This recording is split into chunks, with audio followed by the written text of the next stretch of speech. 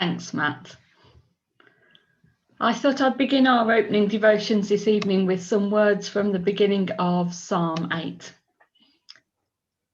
Wonderful God, Creator, the whole earth declares your greatness. Your glory glows in the heavens. When I look at the sky which you have made, the moon and the stars that you set in place, where do we human beings fit in that pattern? Of course, we're not thinking about the stars and the heavens this evening, but we are thinking about the glory of creation. So let's pray. Creator God, you have blessed us so richly in so many different ways through the glories of creation. And yet we have not recognized this. We have so often misused and mistreated your many blessings to us. We've been insular and indifferent to the consequences of our actions and decisions. And yet time and again, we see the devastating effects of our changing climate and the impacts it has on so many people. And we feel overwhelmed. We feel that whatever we might be able to do to work for change or to stop further temperature rise is wholly inadequate. Sometimes we feel that we will never be able to make any real difference. And then your grace breaks through, and we are filled with hope. We sense new possibilities and see cause for optimism. Holy God, help us to keep making good choices, however small and insignificant they might seem when considered in isolation. And help us to remember that you take all that we offer and work it together into something beyond our comprehension, beyond our imagination. In you, loving God, we hope. And in you, Creator of all that is good, we trust. Amen.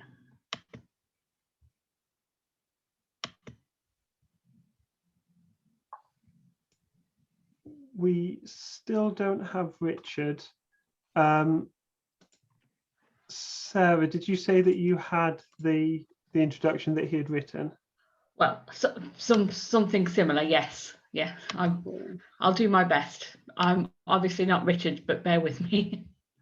It is a great delight to be here together this evening, and I'm particularly pleased to welcome Tim Gordon, a marine biologist studying the impacts of climate change on marine life.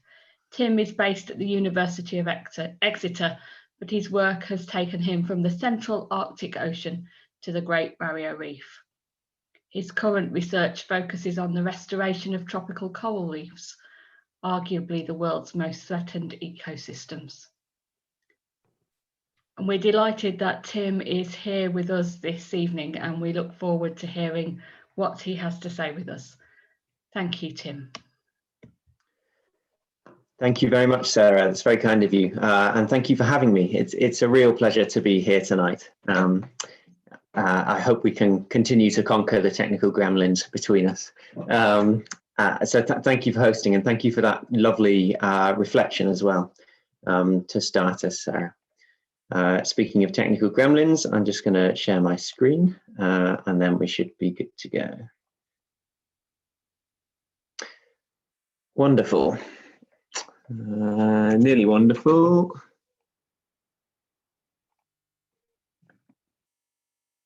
How is that? Can I get a nod or an okay from somebody that we can see a full-size screen with a turtle on it? Yeah, brilliant. Okay, we're away. So thank you for having me. It's a real pleasure to be here. And it's wonderful to be joining in with this series. I wasn't able to catch the other ones of the series live, but I caught up with them both on YouTube, and they were wonderful. They were absolutely brilliant talks, and they inspired me in all sorts of different ways. So I'd like to thank the previous two speakers, Mike and Christopher, as well. Christopher's talk in particular was special to me because he spoke about Malawi, which was the country that I grew up in. And so I have many happy memories of that place. This is my mum in this picture. Yeah, I spent a lot of my childhood there. Very happy years. That's me and my two sisters. And I think, although I'll have to chat to Christopher, I think this mountain here, which my sisters and I stood on 20 years ago, is the same mountain here in the background of Chris's picture. So that was a lovely link. And it was lovely to hear Chris speak both about Malawi as a country and about the hospitality of the churches in Malawi, because that's something that I still experience and celebrate regularly. My parents still live in Malawi, and this is a church I was in 2 Christmases ago when I went to visit them in the center of Malawi. So it's a special place, and I thought Christopher did a wonderful talk, and thank you very much for that. It's a real pleasure to be following on from it. So I'm not going to talk about Malawi tonight. Christopher's already done that. I'm going to talk about the work that I do now, which is underwater. I work as a marine biologist, as Sarah mentioned. And to start this evening, I'm going to give you a very brief overview of the research that I do, as much as anything, just as a background to where I'm coming from, and then spend the majority of the evening thinking about how that work affects my prayer life and the interactions I see between the environmental science that I do and the faith that I have and the theology that I believe. I do my research with this wonderful team of people. I'd like to acknowledge them right from the off. This research isn't stuff that I do on my own. It's only possible because I have this wonderful set of colleagues who share the highs and the lows of research life with me. They're a great team to be part of. And together we address a couple of different research questions, but this is the main one that I've been focusing on, which is the very serious question of how Nemo finds home. So this is a question that marine biologists have been looking at for about 20 years now. And it's not actually as inane as it first sounds. And that's because the biology of coral reef fish is that they live most of their adult lives on reefs like this one here in Australia. But at the start of their life, they hatch from eggs and they're swept way out into the open sea, into the deep blue, out here and beyond. And then somehow after a couple of weeks, once they've grown and developed out in the open sea, they find their way back to a coral reef. And this is a very important it's an important section of the life stages of a coral reef fish, because if you think about it, their ability to find their way home defines the regeneration of the next generation of the population on the reef. So it's a very important process in maintaining fish populations and keeping coral reefs functioning as they do. Disney tried to answer how they find their way back, of course, with the movie Finding Nemo. It didn't do a brilliant job. The best hypothesis it came up with was that they could ride on the back of talking sea turtles. But marine biologists have done a better job, I think, over the last 2 decades.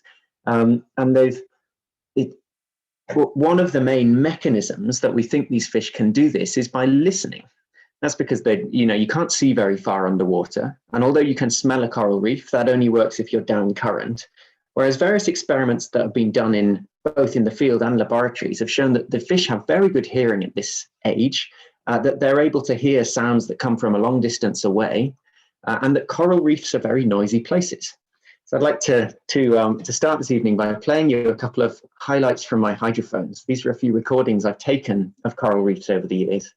The first thing that you always hear on a coral reef is the backing track of the reef. It's this constant crackle of snapping shrimp noise, and it sounds like this. There's thousands and thousands of these shrimp clicking their claws create this sort of static white noise, and punctuated through that backing track are the chirps and the trills and the buzzes of different fish. So this is a fish called a sergeant major. Makes that sort of purring noise. Other fish make more high-pitched noises. This is a fish called an ambon damselfish. Sounds almost like a dove or something. And then by contrast, this is a much lower pitch fish noise called a reef croaker makes this noise. Sort of like a drumming sound. It's pulsing muscles that are around its swim bladder and literally playing the swim bladder like a drum using its muscles. And then different fish make fish in different noises. So this is a clownfish. They make noise by banging their teeth together. That's it rattling its teeth in the back of its jaw together. And then there's many fish that we know they're making a noise because we can hear it, but we don't know which fish is doing it and we don't know how they're making the noise. And for me, that's really part of the wonderful mystery. So this is a sound where I still haven't worked out what fish is making it, but I hear it on reefs a lot. So it's a wonderful world of intrigue and mystery. And of course, all together, those sounds create what we call a soundscape. Those sounds travel very far underwater, and they form an important part of the fabric of the reef in that they guide the recruitment, the homecoming of these juvenile fishes each year. That's how coral reefs should work. But unfortunately, as many of you will be aware already, reefs around the world are degrading, and they're degrading fast, and they're degrading dramatically. So this is where I work most predominantly on the Great Barrier Reef. It's a little island called Lizard Island in the north half of the Barrier Reef. And back in 2012, it was very healthy. But then in the last 5 years, it has seen extreme degradation, such that it's almost become the poster child of coral reef degradation, to be honest with you. I don't think there's anywhere in the world that has experienced somewhere with quite this level of degradation over quite such a short period of time.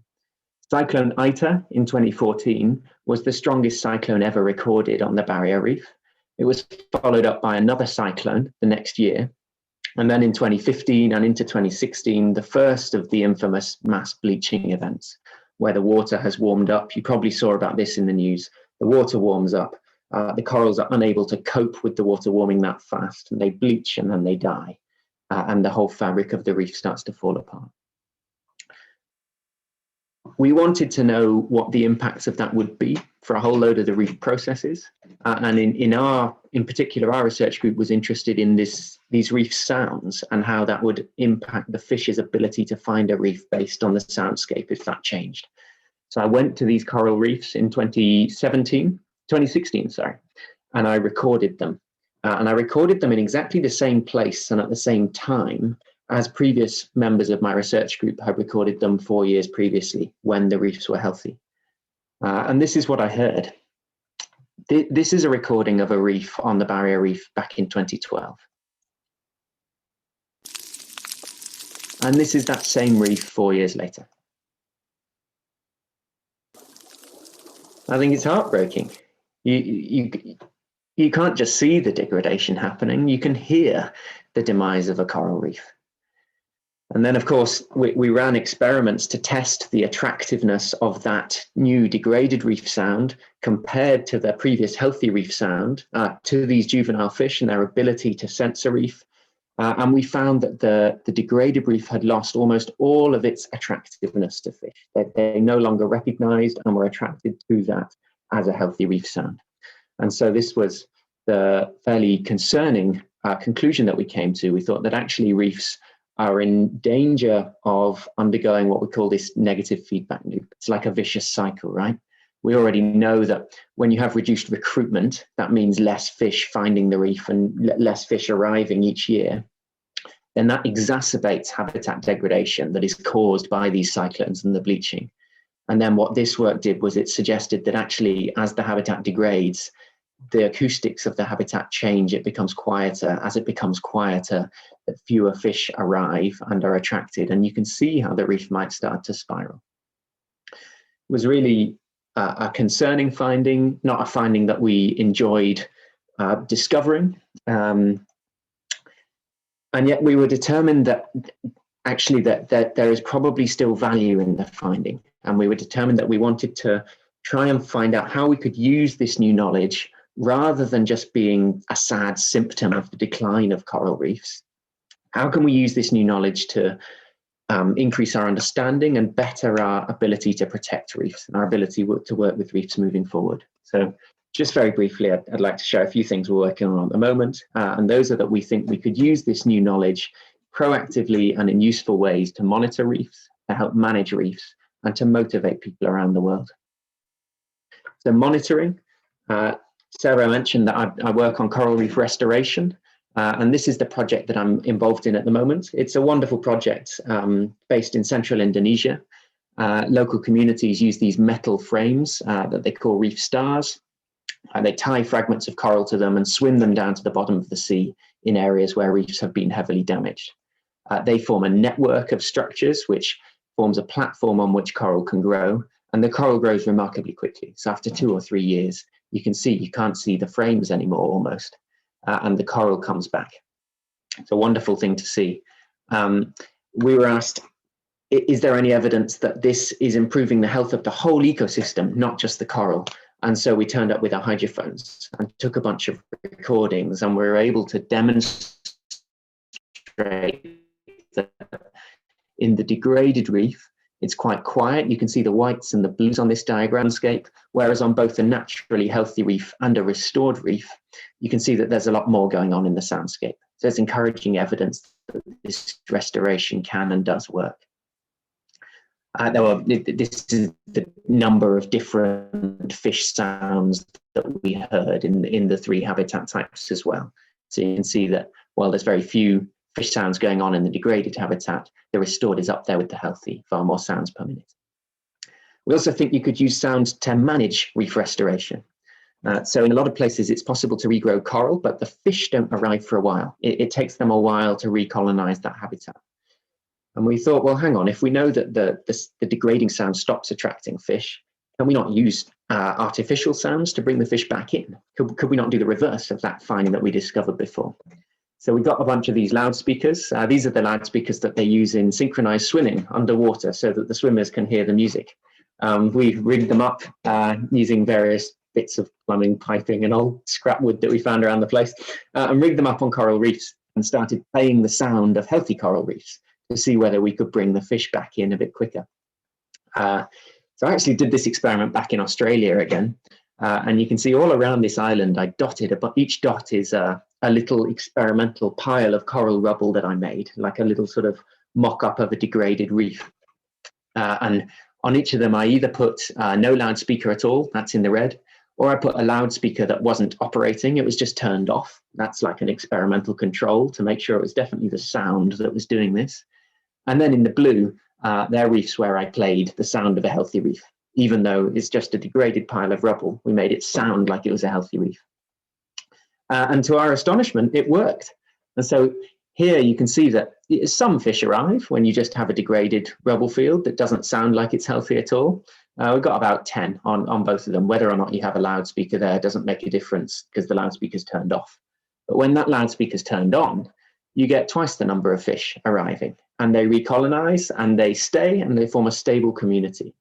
And so that gave us a real sense of hope that actually the discovery that we originally made that was quite negative could be used in a positive way to manage restoration. And then the final thing is that we think bioacoustics has a wonderful emotive power to motivate people to engage in environmental issues, care more about the plight of our planet's natural systems, and to become more involved in proactive environmental behavior themselves. And I think we've seen this through culture and history. If you think about it, you know, think Julie Andrews and the hills being alive with the sound of music, and Pocahontas and singing with all the voices of the mountain. Jacques Cousteau actually used silence of the sea, which biologically is very correct, as we've heard. There's lots of noise in the sea, but he used that image of silence to really capture people's imaginations. Rachel Carson did that. She sort of was at the forefront of the environmental movement some decades ago with her work on the lack of birdsong in the Silent Spring. And the Songs of the Humpback Whale was an album that was at the forefront of the anti-whaling movement. So there's precedent here. We thought, yeah, we think actually we can use sounds to really inspire people. And so we tried to do a bit of that. So we worked with a whole bunch of partners in the media, and we got out into schools on the radio. We made podcasts, we made television series. We spoke even to politicians and economists. And wherever we went, we were telling them about the sounds of the sea and telling them the story of a symphony that was silenced, but that could be restored. And that, you know, with positive action, it's possible to restore these wonderful sounds.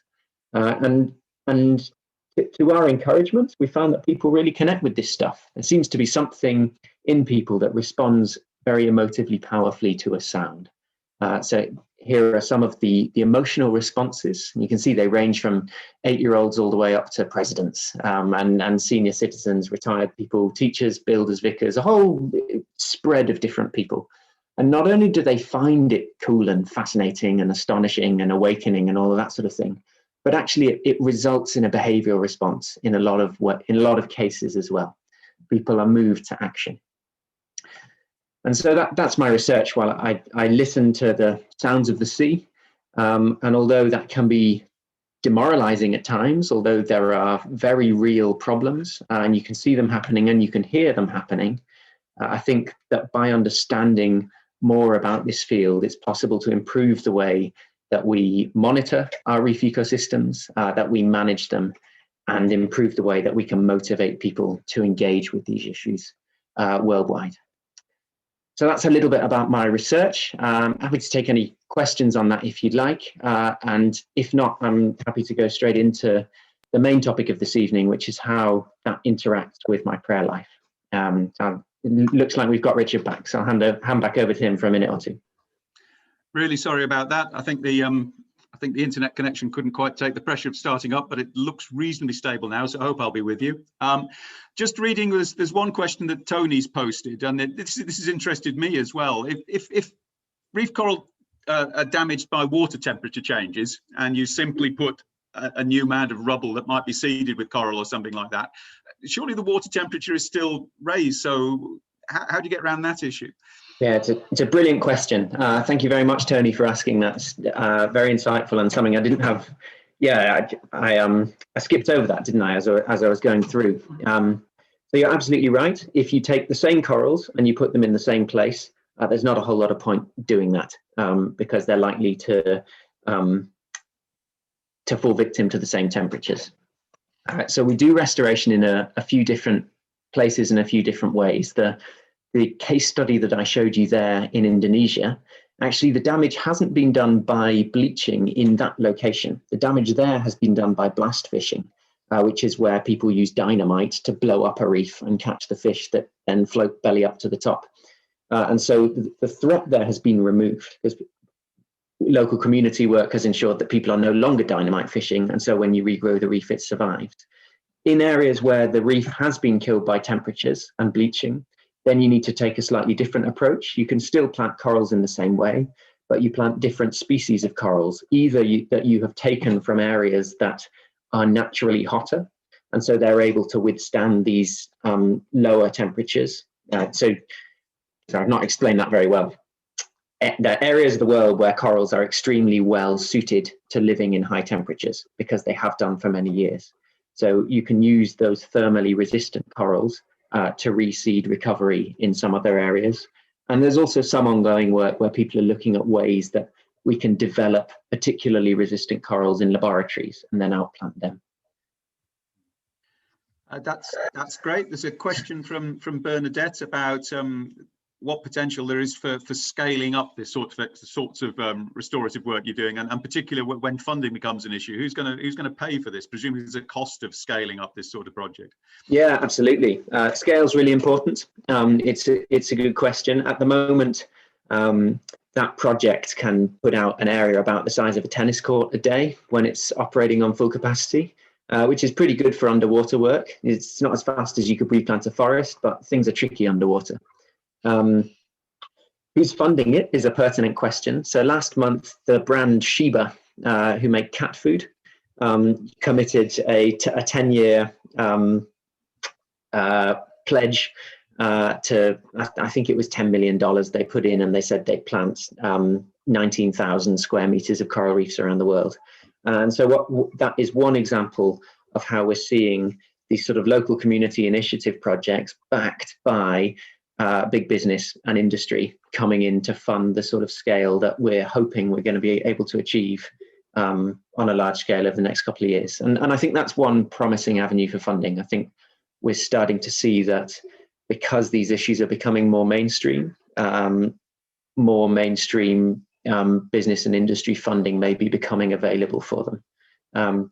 Clearly, you have to approach that with a degree of cynicism at times, but that particular project was one that we thought, no, actually, this is a business that's just trying to do the right thing and trying to improve its impact on the world. Yeah, that's great. And one little technical question from me. I'm surprised at how far do the sounds travel? I'm surprised that sound travels through water sufficiently for these techniques to work. Yeah, it depends on the sound source. So sounds that come from a natural reef will travel really quite a long way, actually. We think definitely hundreds of meters. We think possibly kilometers, depending on how how good the hearing system of the person listening is, or the fish listening, as it were. That's because they come from what we call an extended sound source. So the whole reef is making a noise, and the reef is, you know, the size of many football fields. If you play a noise out of a loudspeaker, that's what we call a point source. And so it will travel less far because all of the sound is coming from one place. So we can still get that going tens, if not hundreds of meters out into the sea, which may be enough to pull in some fish that have arrived from into the locality. And that was clearly enough to double the fish population in our little small scale experiment. But yeah, in terms of upscaling that, that's certainly one of the questions that we're looking at as well. Okay, so that's getting a bit of feedback there. Not quite sure who from, but anyway, that's I think that, oh, there's one more question that's popped up. Does reseeding the warm water corals mean that the original species are lost? So species is actually quite a tricky concept to get our head around with corals. okay. So what defines the thermal resistance of a coral is the coral itself, also the algae that lives inside the coral, what we call the zooxanthellae. So that's a sort of an algae that the coral engulfs. It lives in the coral and it photosynthesizes for the coral, but it's not part of the coral itself. And then also the bacteria that live in the coral. So in the same way that what does a lot of your digestion for you aren't actually human cells, it's actually the bacteria that live in your gut, right? And you have all those Actimel yogurts and all that. With the coral, they also have sort of Actimel yogurt holobionts, we call it. And so people are looking to change the coral species, but also the algal species, and also the makeup of the bacteria inside them. And so when you combine all three of those, you know, what's the species anymore? So it's certainly the case that if we're only putting warm water adapted coral organisms into the water, that there is less diversity overall. That's correct. And that is a shame, but I think it's better to have some corals that can survive the heat than to have no corals at all. And in terms of, are we losing individual species, it's difficult to say. Okay, and one final question. Are cold water coral reefs being damaged to the same extent as warm water ones? Is it? I must admit, I know less about cold water coral reefs. They're not the area that I do research on. From what I know, that there are a diversity of threats that can harm them. I think it's often more to do with physical threats, so stuff like damage from dredging or mechanical damage from industry and stuff like that. And I think there are some efforts to restore them, but often it's more difficult because cold waters are harder to work in. There's far more often there's storms that make it difficult to access the sites. It's not lovely and tropical and calm all the time. And I think they're often at much greater depths. So our corals are usually about 2 or 3 meters. You can just swim down and plant the things. Whereas if your reef's down at 30, 40, 50 meters, it becomes more difficult to work out how you restore that. So work is being done, and the honest answer is I know less about it, but there's what I do know. Okay, well, thanks for that. Okay, so that's the questions that have been submitted on the kind of sciencey side of the talk. So I now ask you to move forwards onto the second part of your talk. Yeah. Thank you, I will do. Share screen 2. Can I get a nod? We got the turtle back again? Yeah, brilliant. And I will just make sure that it's sharing in such a way that sound and video will come through, and it is. Perfect. So I'm going to think a little bit now about how the work that I do and the job that I have, I guess, interacts with my faith and my prayer life. This is going to be quite personal. It doesn't come from an area of particular theological expertise. I have no formal theological training. I'm a biologist, not a theologian.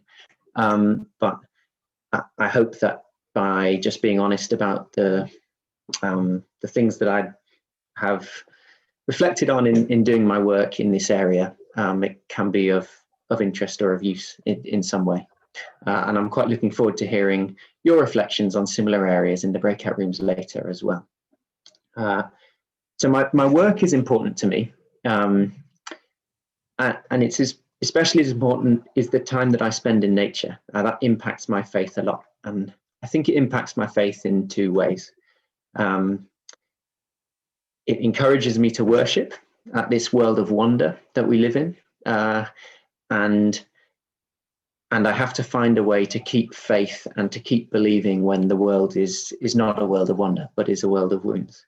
And so to be an environmental scientist, I think, is to hold both of those in parallel, to hold them at the same time. So very briefly on the wonder, the world is enthralling and exciting, isn't it? And it just, the number of moments that take your breath away and point you towards God, I think.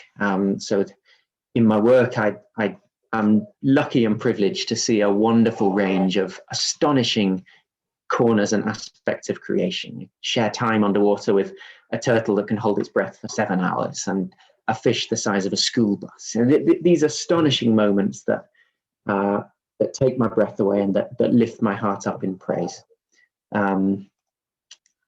So also the case that often I find a lot of space and time in the work that I do. So because I'm a junior scientist, I often get deployed off on the missions that the senior scientists don't have time to go on because, you know, they've got other commitments. And so this boat on the left here was my floating laboratory for 3 months on a trip to the Arctic Ocean, where we were trying to sail as far across the Arctic Ocean as we can to get a latitudinal transect of these zooplankton communities. And I was also taking sound recordings just because that's what I like doing, listening to the whales under the ice and things. And so it's an astonishing opportunity to marvel at creation in a way that there's a lot of space, a lot of time. And I think that has really benefited my faith. I think there's a lot of this in the Bible, and you hear a lot about this from other Christians as well through time. So, you know, Psalm 8, as Sarah read earlier, Psalm 19 says a similar thing. The heavens are telling the glory of God, and their voice goes out through all the earth. Their words go to the end of the world. I think that says something very powerful about the things we can learn about God through creation. John Muir was a sort of a pioneer in early conservation in America, and he once described the Sierra Nevada mountains where he worked as opening 1,000 windows onto God. And he wrote this in a letter to his friend. He said, "I must return to the mountains to listen to the winter songs and sermons preached and sung only there." This idea that actually nature can teach us stuff and can give us an appreciation of God that actually we can't get from anywhere else. And Francis Bacon, way back when, he said that as well. He described the Bible as the book of God's word, and he described creation as the book of God's works. And he said, to fully understand God, you have to look at both of them. So there's an element that my work gives me a great appreciation of who God is. It's a really important part of my understanding of the faith that I hold. But that worship and wonder isn't actually what I was asked to speak about tonight. Richard asked me to speak on the topic of lamenting our loss. That was the title I was asked to speak on. And that is the other side of these trips. So that trip across the Arctic I mentioned before, actually, when we got there, we discovered that it wasn't the frozen kingdom of ice that we were expecting, that actually all the we found and that we'd seen on the satellite pictures was tiny little ice floes like this that were broken up, that were drifting around, and we were actually able to break a world record we did not expect to break, and without ice-breaking capacity to sail into the Central Arctic Ocean. And then when I worked on coral reefs, I found a similar thing. I found that I was recording world record levels of degradation. The worst coral die-off on record was what I witnessed the first time I went to the Great Barrier Reef. And it's not just underwater that this is happening, of course. Environmental scientists around the world are seeing and making headlines like this. So I mentioned I grew up in Malawi. That was actually where I did my first work as an environmental biologist. Before I went underwater, I was monitoring animal populations in East Africa. And of course, we know that those are in rapid decline as well.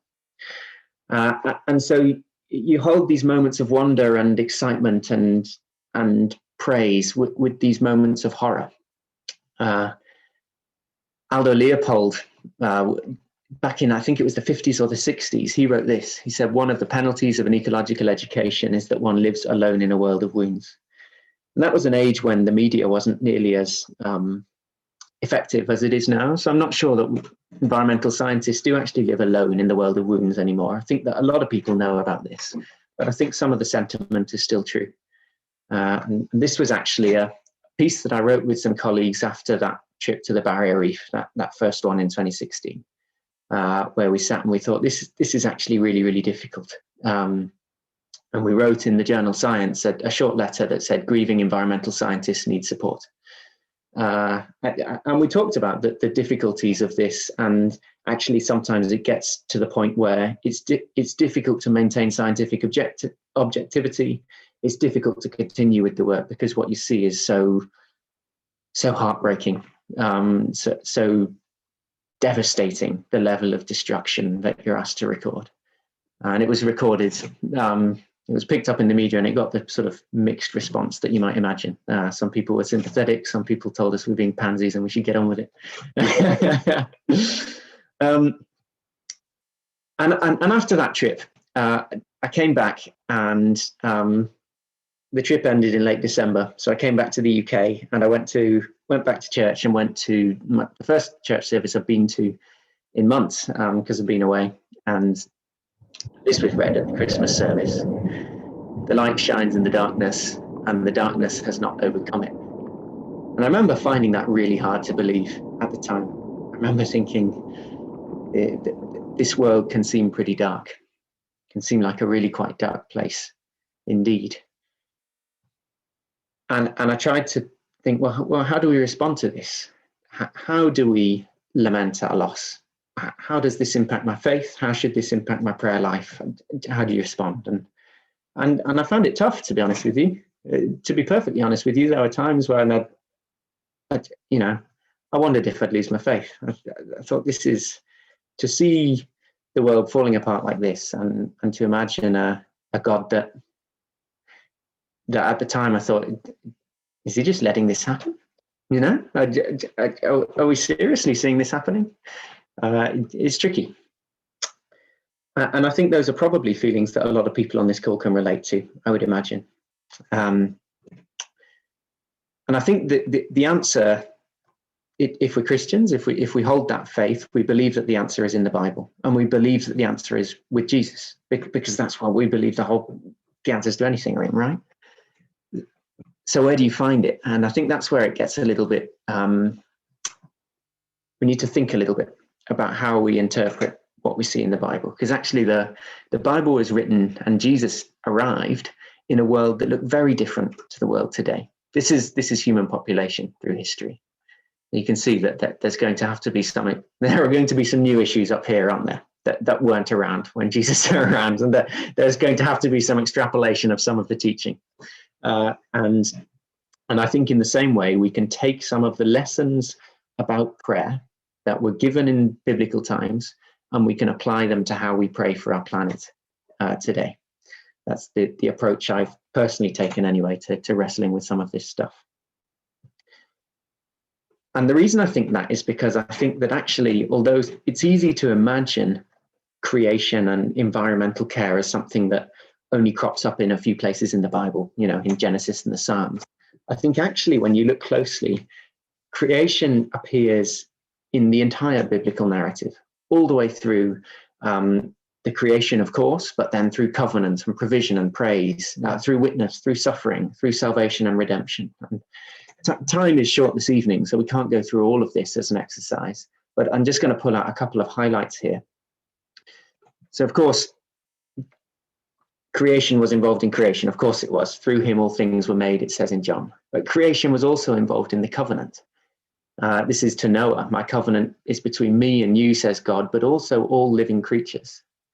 And then God keeps the covenant. He provides not just for humanity, but for all living creatures. In his hand is the life of every creature, it says in Isaiah.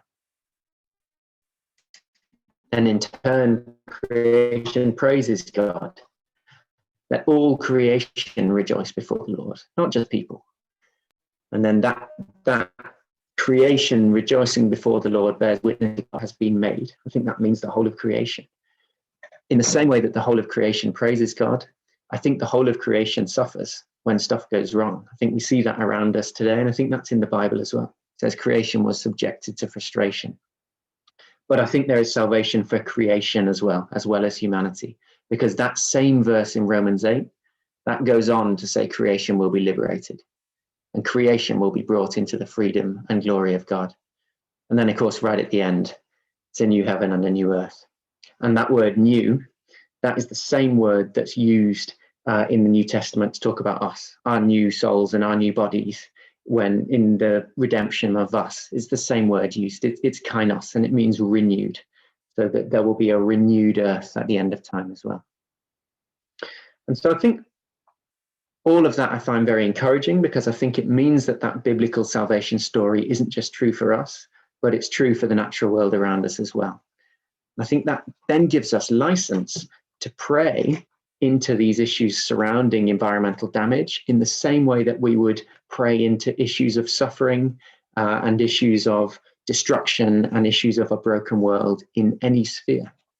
And I think there are Christian conservationists who have been preaching that message for a while, actually. So this is Simon Stewart, who has had a long and very successful career in environmental conservation. And he says, is caring for creation any different from any other Christian ministry in terms of the sadness, the pains, and the apparent failure that often accompanies it? Isn't this part of what it means to be a disciple in this fallen world? Actually, in some regards, it's not all that different to a lot of the other stuff we see, to war and famine and disease. Ruth Valeria picks up on that theme as well. Says there's a strong biblical tradition of lament where we cry out to God for the things that aren't as they should be in any sphere of life. And there's huge significance in mourning the brokenness of the world. And from this place, we can repent and look to move forward onto a new path, praying for the change we want to see in our own lives and in the wider world. So I think because the whole creation is wrapped up in this biblical narrative, I think we can take a lot of what we know and what we already understand and the ways in which we're already possibly used to praying and thinking about wider issues of suffering. I think we can apply that to the climate crisis. And I'd like to finish tonight by doing that with one story in the Gospel of John that is particularly precious to me. I think we can take lessons from the story of Lazarus, where Jesus deals with a high degree of suffering. And we can see what Jesus does when he's faced with suffering, a world that is not as it should be. I think we can look at what he feels, we can look at what he says, and we can look at what he does. And we can take all three of them as encouragement to the world around us, that although it's different from Jesus's world, similarly, it is not as it should be. So first, we'll look at what Jesus feels. And I'm going to do a little bit of attempts at some word analysis here. So bear with me as a scientist attempt to do theology or literary analysis or whatever it even is. But anyway, the word here, when Jesus saw her weeping, I think this just really picks up the emotional depth of the scenario, which maybe doesn't come across just reading it in the English the first time. The definition here, the word used is kleio, and the definition is to grieve audibly. And the definition is bitter grief that springs from feeling utterly hopeless. It's usually accompanied by shrieks brought on by uncontainable emotional pain. So this isn't just sort of polite, quiet weeping. There's absolute anguish going on in the situation that Jesus walks into. And Jesus in turn was then deeply moved in spirit, to roar with rage, to snort like an angry horse, to express strongly indignant displeasure, where the definitions are found online for that one. Again, really white hot emotion. Troubled, tarasso, is to stir up, to shake to and fro, to cause inward commotion. And what's interesting here, I thought, was that the verb used is actually the reflexive verb. So it's not that Jesus was sort of passively troubled. They use that.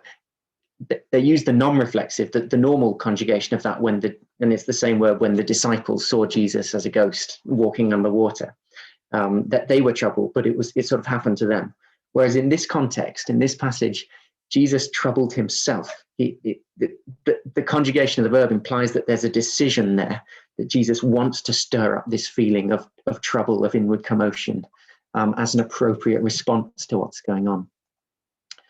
And then when Jesus wept, it's actually another facet of the sort of emotional cauldron that we're seeing here, because Jesus weeps silently to shed quiet tears. It's sorrow. This is Jesus as he walks to the grave of his friend, as well as feeling angry and in turmoil.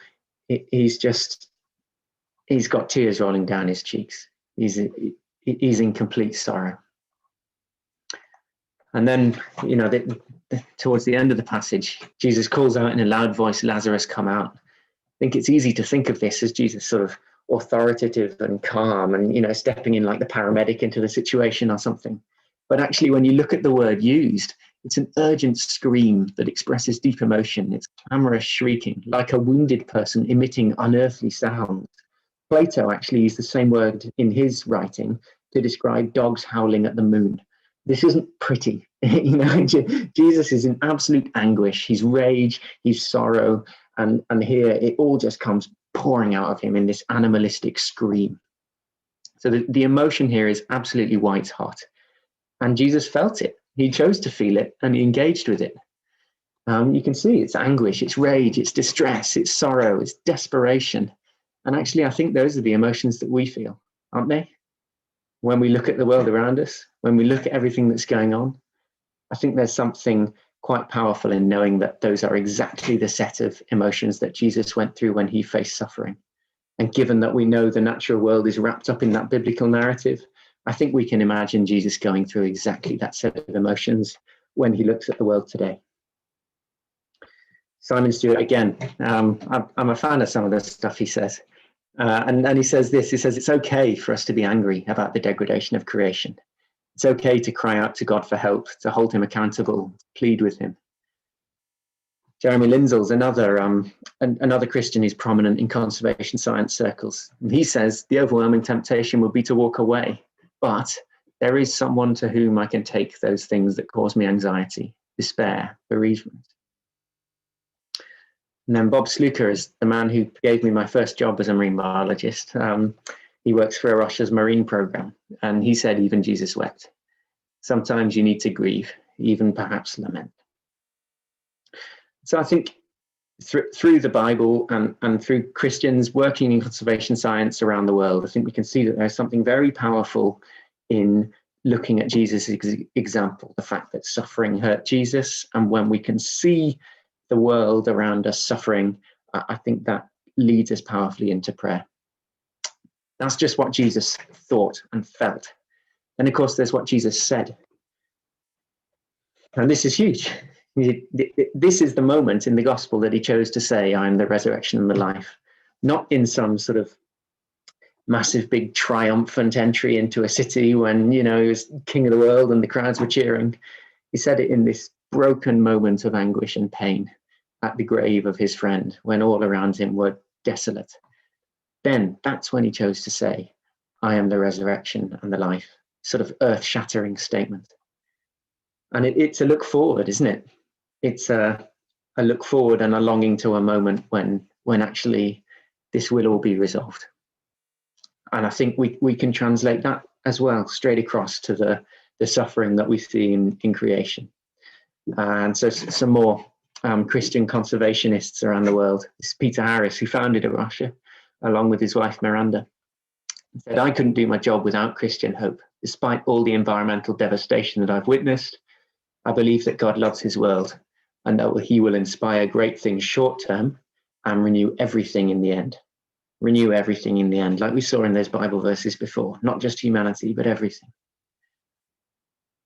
And then Miranda, we can look all the bad news in the eye, but keep writing our stories in the landscape and say with confidence, it isn't over yet. God still has plans for the world he loves. I think that also makes a big difference to me. So it makes a difference in the way I pray that it causes God anguish as well. And it makes a difference to know that actually all of this will be resolved, that there will be redemption, not just for humanity, not just in a way that, we'll get beamed out of this and leave the rest behind, it doesn't matter, but actually everything that we hold precious in this world, all of this wonderful creation that points to God, will also be wrapped up in salvation and redemption. Tom Wright picks up this as well. He says, despair in itself is hopeless, but this isn't despair. It's not a weeping for something that cannot be remained. It's lament. It's characterized by hope. Lament is a grieving for the present situation, yet acting in the hopeful assurance that God will deliver and redeem. And I think that second bit picks up on the last thing that Jesus does, which is, yes, he feels the anguish, he feels the sorrow. And yes, he points to the future and says, this will go away in the end. But he doesn't leave it there. He doesn't say, and, therefore, because it'll all be sorted out in the end, you just got to grin and bear it now. He acts decisively.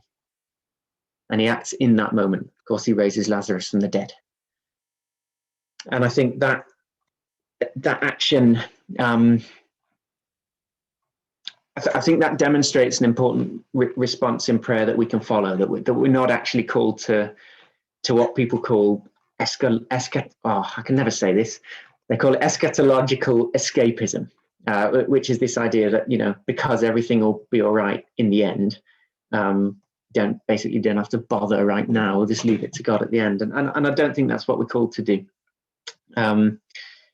It's sort of, in Jesus's case, it's sort of putting his money where his mouth is, isn't it? Bringing Lazarus back from the dead. He doesn't just serenely swan through the human suffering and say, it's all right. You'll go to heaven one day and you'll forget this mess. It's only temporary. That's not what happens. Despite the fact that just a few verses earlier, he's explicitly said that there will be a future of ultimate salvation and redemption, he still acts decisively in the here and now. And in the middle of the suffering, I think quite importantly, he knows that it's only one person's life. He knows that there's still suffering going on around the rest of the world, that many more people will die. Many other people died around the world that same day. He only raised Lazarus. He only did one little action. But I think it was significant. And I think it was significant because it was an act of witness. He says in that passage, he says, if you believe, you will see the glory of God. Just before he raises Lazarus. And then he thanks God as he does it. He says, it's for the benefit of the people standing here that they may believe that you sent me. And we see that in a lot of Jesus' miracles as well. When he's sort of talking about why he does the miracles, it's often as a witness thing, isn't it? And so I think by raising Lazarus, he's pointing towards his own resurrection and his own and the sort of ultimate redemption that comes wrapped up in that. And then, of course, as well, it's an act of love. That's what it is. The people that he loves are deeply wounded. We've seen that he's right there suffering with them, and he acts because he loves them and because he shares in their pain. And so I think that's the example we're called to follow in terms of, looking forward to the future, yes, but also acting in the now, because actually the natural world and the people who rely on it are suffering, and we know that. But we also know that Jesus knew suffering, and he had these days when he faced great loss. And when he did, he cried, he shared the pain, but he believed in a future redemption. And because he believed in that, he acted. And when everybody else said, it's too late, he said no. He acted and he bore witness and bore love into that future redemption. So I think that's how I come back to that verse that I found difficult many years ago, that I still find difficult today, to be honest, some of the time. But I find great encouragement in that. I think in a way, when we feel that the darkness is overwhelming, we're challenged actually ourselves to be part of the light. This is Jesus talked a lot in metaphors, didn't he, about the ways that we relate to God. He's the vine, we're the branches. He's the shepherd, we're the sheep. I think someone could correct me if I'm wrong, but I think this is one of the only ones where we're the same thing. He's the light and we're the light. And so I think that is, for me, a part of praying into this as well.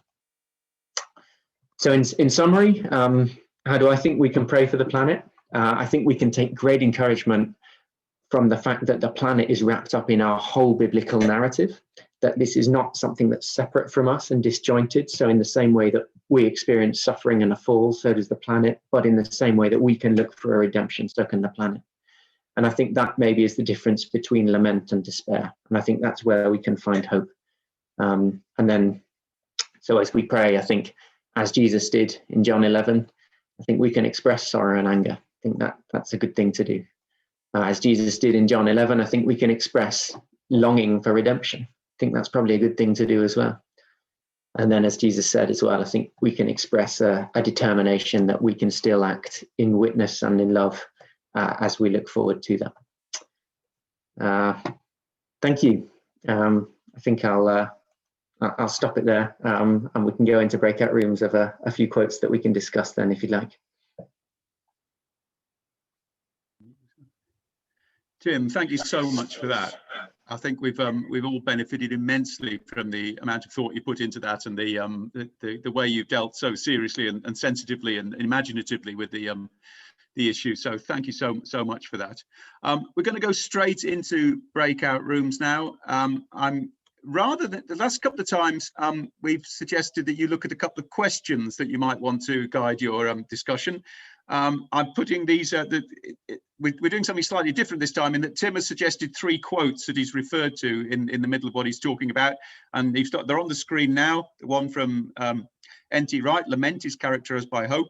One from Ruth Valerio, there is huge significance in mourning the brokenness of the world. From this place, we can repent and look forward to move forward into a new path. And one from Miranda Harris, we can look at all the bad news in the eye, but keep writing our stories in the landscape and say with confidence, it isn't over yet. So I've just put those in chat, so you can refer to those. You're in groups, you can talk about whatever you like, but if you'd like to talk about those quotations, they're in the chat for you to chat about. So I'll ask Matt if he could divide us up, and we'll spend 15 minutes in our different rooms.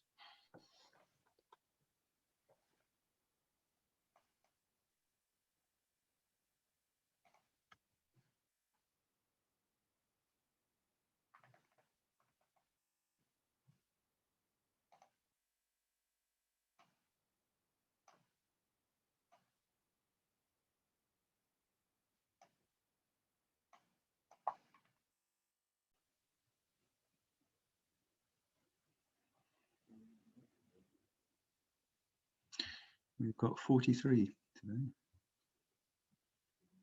I think that's everyone back. Okay.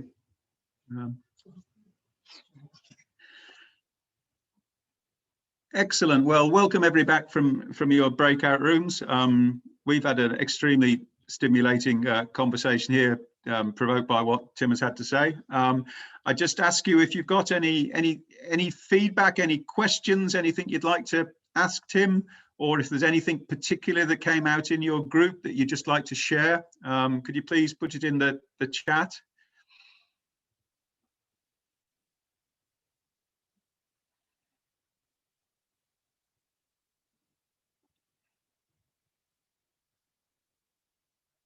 I mean, one of the problems with us is we had such a wide-ranging conversation, Tim. I'm not quite sure I've got any specific comment to come back on.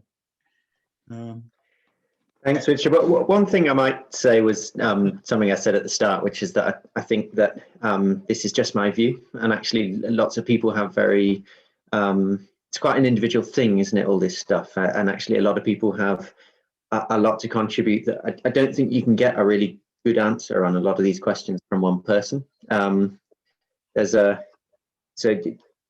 as a bit of sort of recommended reading, if people would like it, if people want to explore some of this further, I think Ruth Valerio's book, Saying Yes to Life, is great, but the other one that maybe is slightly less well known is this one that's edited by Hannah Malcolm.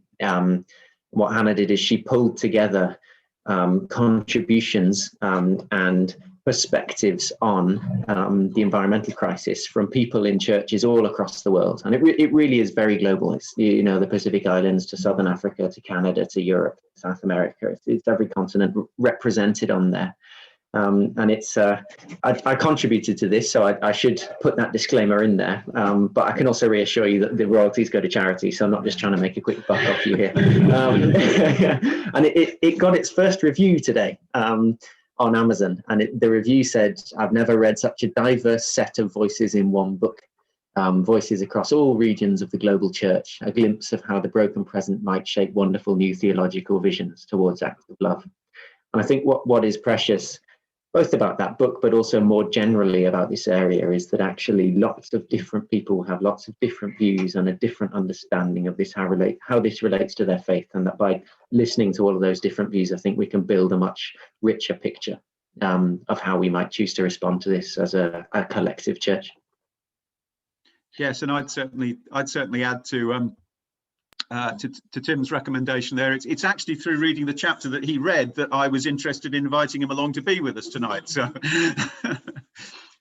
so it's and you're quite right. It's a really diverse set of voices, and I think we need I'd agree with you entirely. We need a diverse set of voices because we all need to make sense of this for ourselves in a way, and we haven't yet worked out a single way of just responding to it as Christians, and probably never will. But it's important that we respond to all of that. I'm going to move on then to add another voice, the voice of Andrew Pratt, to see how he's been reflecting on this and to draw our session to a close. Thanks very much. And what have we got there? I have unmuted myself. Can you hear me? Good. Thank you. I'm getting thumbs up. Thank you tremendously for that, Tim. My marine biological background goes back 50 years, and I can remember hearing about crown of thorns starfish going across the barrier reef, destroying it, in terms of reading in literature back then and what could we do and so on in relation to that. I then jumped ship and went off in the religious direction after doing a master's. And one of the things that's impressed me in terms of what I've heard and works for me theologically is the way in which you are meshing the science and the theology. And because you come without some of the baggage that the church carries, sorry if I'm offending some of the 90 odd people who are listening now, some of the baggage the church carries, you're willing to go into those areas of lament. You're willing to look at the language of the New Testament and the Old Testament, where it gets too strong for a lot of people in the church to stomach. We need to stomach it. We need to hear it. You spoke about the visceral sort of language that Jesus used and the language that was used about him. I could go off on a wing and a prayer here. I better not. But when Jesus meets a leper and you've got those words of anger,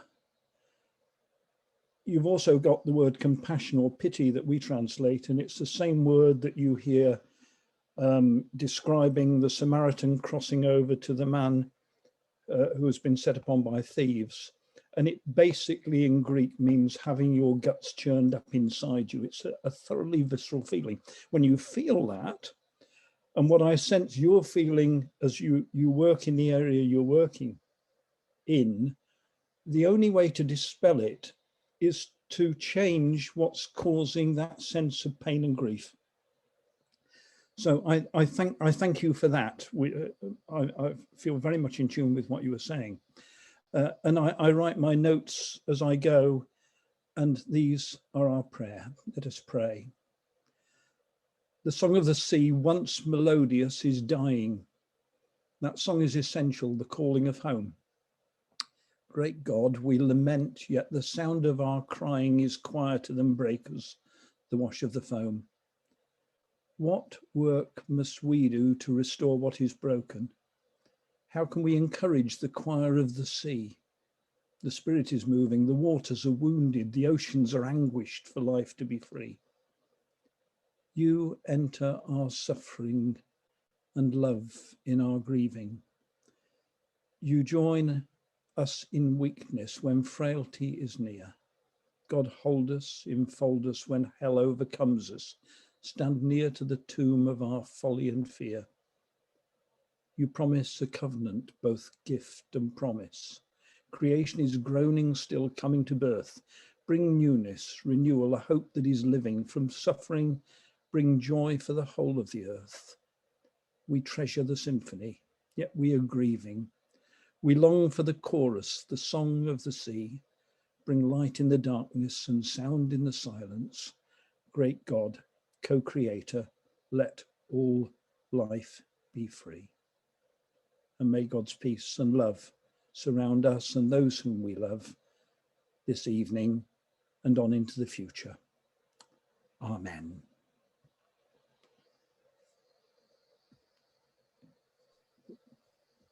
Amen. Thanks so much, Andrew. Thanks so much, Tim. Unfortunately, we can't show our applause, but I'm sure we're all absolutely thrilled that you've been able to speak with us, Tim. I'm sure we're going to be talking about this for many days and weeks to come. So thank you very much. If Matt, you could just show us the screen for next week. Sorry, and I should say the first point to make is that it's not next week. Next week is half term in the Stockport area, so there won't be a talk next week. So the next talk is going to be on Thursday, the 10th of June. Professor John Evans is the Emeritus Professor of Chemistry at the University of Southampton. He had an epiphany late in his career as to how important the climate crisis was, and really changed the direction of his later career, almost inventing a new subject of sustainable chemistry. So we're going to hear him talking about what can we do, because he went and changed what he was teaching, and he also encouraged his church to involve with Eco-Church. And there are two stories there that he's going to tell about the responses we can have when we realize quite what is confronting us. So I want to thank Tim, I want to thank Andrew, I want to thank Sarah for standing in for me right at the beginning when technology failed us, and I want to wish you a farewell tonight, and we'll see you in over 2 weeks' time on Thursday the 10th of June.